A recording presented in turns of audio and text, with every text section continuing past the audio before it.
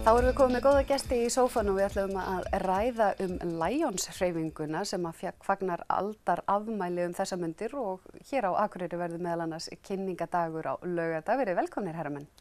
Takk, takk.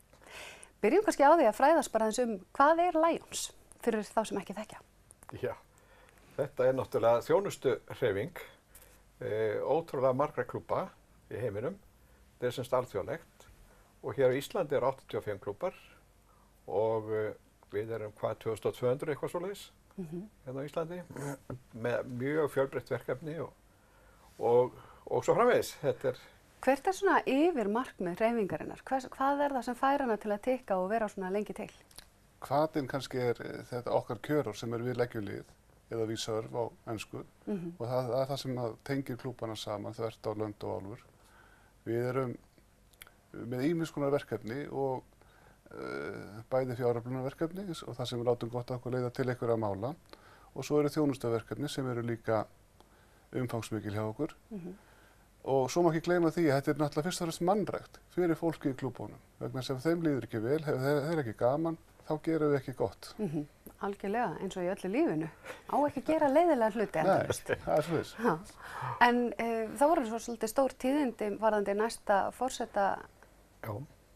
Þetta upprunni í Bandaríkjunum og langflestir alþjóðafostar hafa komið frá Bandaríkjunum. Örfáir frá Evrópu, það eru reyndar 7 sem hafa komið frá Evrópu á þessum 100 árum og það hefur aldrei verið kona alþjóðafosti. En það var, eins og ég sagði, þetta var karlahreyfing, breyttist í kringum 84 og þannig að konur geta núna verið Lionsmenn. Og það hefur semst aldrei verið kona í þessari stöðu, alþjóðafosta, en nú það að gerast í fyrsta skipti og það Íslendingur sem við erum náttúrulega mjög stoltir af. Auðvitað. Við erum dálítið góðir þessi, fyrstu konurnar alltaf að stíga á völlinn svolítið. Já, það náttúrulega bara mjög ánægilegt að... Og hver það svo bara svona fyrir þá sem Guðrún Björting, hvað dóttir heitir hún. Já. Hún búin að vera náttúrulega lengi í Lions.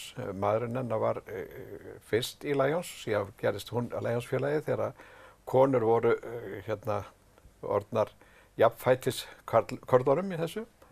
Og hún náttúrulega búin að ganga í gegnum í nokkur ár, í svona, þetta tröppugangur í þessu, maður þarf að vinna sig upp. Hún búin að gegna mjög mörgum embættum eins og við kallum þetta nú, jafnvel náttúrulega öllum embættum hér á Íslandi og síðan nokkrum á erlendis líka. Hún hefur verið í alþjóðastjórn og hún hefur verið ráðgjafi alþjóðaforseta og þannig hún mjög vel þekkt og hefur heldur mikið af námskeiðum og svona erlendis. Á hverju ósköpunum var það svo samþykkt frá Íslandi, litla landinu. Reyndar erum við stórt Lionsland með 0,7% af þjóðinni í Lions. Það miklu hærra hlutfall en nokkurs staðar annars staðar í heiminum. En kannski af því að við erum svona lítil við ógnumengum, kannski þess vegna sem að það komst í gegn að fyrsta konan sem alþjóðafosti kemur frá Íslandi. Nákvæmlega. Hvað þetta stór hreyfing alþjóðavísu? Hvað ætli séu margir í Lions í heiminum? Það 1,4 milljónir manna í 210 löndum. Klúbbarnir eru eitthvað í kringum 85.000. Já, þannig að þetta dálítið, svona kannski fyrir okkur sem þekkjum kannski ekki vel til, þá þetta náttúrulega dálítið mikið skref að hún og Íslendingur sé að taka þetta sæti. Já, þetta náttúrulega frábært og kannski má ekki gleyma því heldur að hún kemst þetta náttúrulega eigin verðleikum. Hún ekki að kaupa sér embætti. Þannig að hún heillar alla hvað sem hún kemur, það bara þannig. Dásamlegt. En sem sagt, laugardagurinn á morgun, þá stendur eitthvað til hjá ykkur og ykkar hreyfingu. Já, við ætlum semst að kynna því að það ekki bara þú sem ert að spyrja okkur út til Lions. Við höfum kannski staðið okkur illa í því að kynna hreyfinguna hér innanlands þó að við höfum náð góðum árangri. En við eigum auðvitað að láta vita af því þegar við erum að láta gott á okkur leiða þó að það sé náttúrulega oftast nær með miklu stuðningi almennings. Við höfum verið að safna peningum fyrir alls konar málefnum, meðal annars bílum eitt skiptið fyrir dagvistir barna, annars verið Reykjavík og svo hér og það var kannski einhverju séð þennan bíl, hann mjög vel merktur. hann var semst gefinn hingað og meira að segja rekstrafé með, þannig að hann búinn að vera hérna ábyggilega í 8 ár eða kannski lengur og rekstrar framlagið sem kom með átti að duga fyrir bensíni og, er þetta ekki bensínbíl annars? og hérna í mörg ár, sko. Já. Þetta er svona eitt af því sem að við höfum safnað fyrir meðal almennings, en síðan eru þessi þjónustuverkefni sem við köllum svo, það sem við erum að gera eitthvað allt annað eins og hérna þessi lestraraðstoð sem að konurnar eru með í Amsbókasafninu fyrir nýbúa, aðalega börn sem sagt, en foreldrarnir fylgja nú stundum með. Þær eru með þetta vikulega og það er bara ótrúlega aðsókn þarna.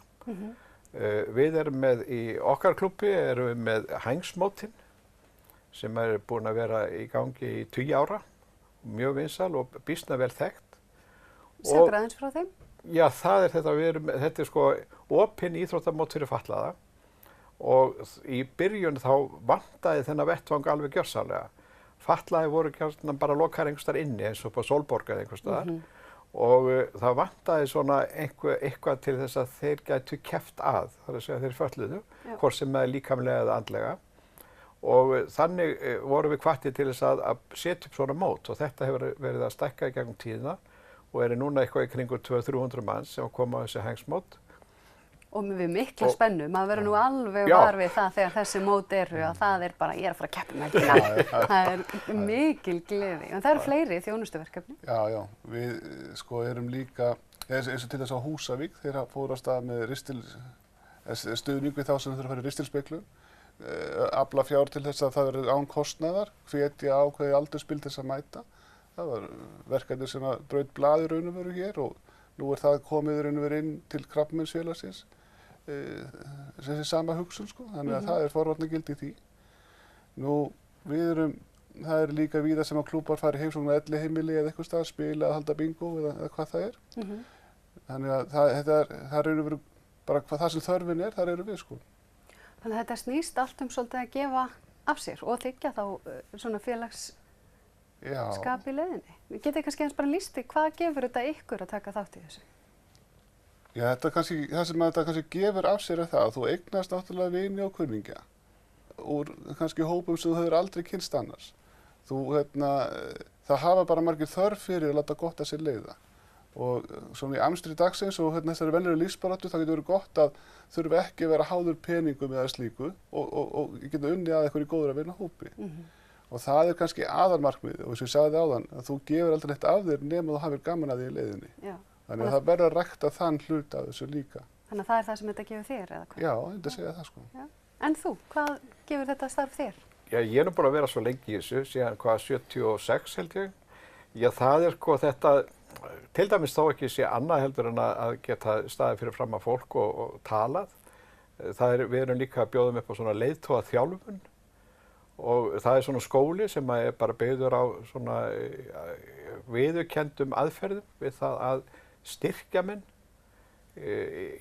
til lífsins og já, og félagskapinni, ég get tekið undir það og kannski fyrir þetta samvinskunar líka að láta gott af sér leiða, er það ekki? Já, jú, þannig líður eins, það er voða gott að leggjast á kottan ef maður líður eins og maður hefur gert eitthvað gott í dag. Já, það er rétt. En þú ert að taka við, er það ekki, eða búin að taka við embætti hér fyrir norðan, er það ekki rétt? Já, ég er sem sagt, sko, í landinu er skipt í 2 umdæmi og ég er umdæmistjóri í öðrum hlutanum sem nær þá úr Reykjavík og austur á Húsavík eins og staðan er í dag. Og í því felst svona þessi ásamt 2 öðrum, þá rekum við raun og veru þessa hreyfingu félagslega og stýrum henni hérna í landinu og við þurfum að heimsækja alla klúbba á svæðinu og svo framvegis. Nákvæmlega. En svona að lokum, af því að tíminn er að hlaupa frá okkur, þessi dagur á morgun, hvað eru það að fara að gera og hvar og svo framvegis? Við ætlum að stilla upp bocciavelli, þannig að maður geti fá að prófa að kasta bocciaboltum. Sem er mjög skemmtilegt, ég get staðfest það. Og þetta er ekki bara fyrir hverja gamlingja, þetta er líka fyrir börn. Já.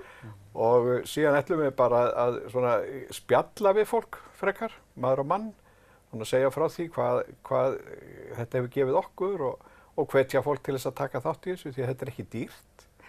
Við reynum að halda því hérna í lágmarki og þar ekki, þá náttúrulega blöndum við aldrei saman fjármálum sem er í okkar eigin þágu eða þeim fjármunni sem við öflum til annara verkefna á vegum Lions. Það er algjörlega aðskilið. En við öllum hins vegar líka, svo ég komið því að fjölmenna út til Las Vegas, þar sem að Guðrún verið sett inn í embættið næsta sumar. Það líst mér vel á. Það verður geggjað. Það verður skemmtiferð. Og klukkan hvað og hvar? Þetta eru upplýsingar sem þurfa að koma frá. Já, þetta byrjar klukkan 2 á Glerártorgi og verður til 4. Dásamlegt. Og væntanlega hægt að líka sækja nánar upplýsingar hvort sem er á heimasíðum eða... Og Facebookina og allt þetta. Og svo má örugglega banka í öxlina á ykkur eða hringi í ykkur eða eitthvað. Sjálfsagt mál. Þið lítið út fyrir að vera þannig menn. Já, mjög Takk fyrir að koma til okkar og bara til hamingju með árið og ykkar starf. Takk fyrir það. Og við höldum áfram í föstudagsþættinum eftir augnablik.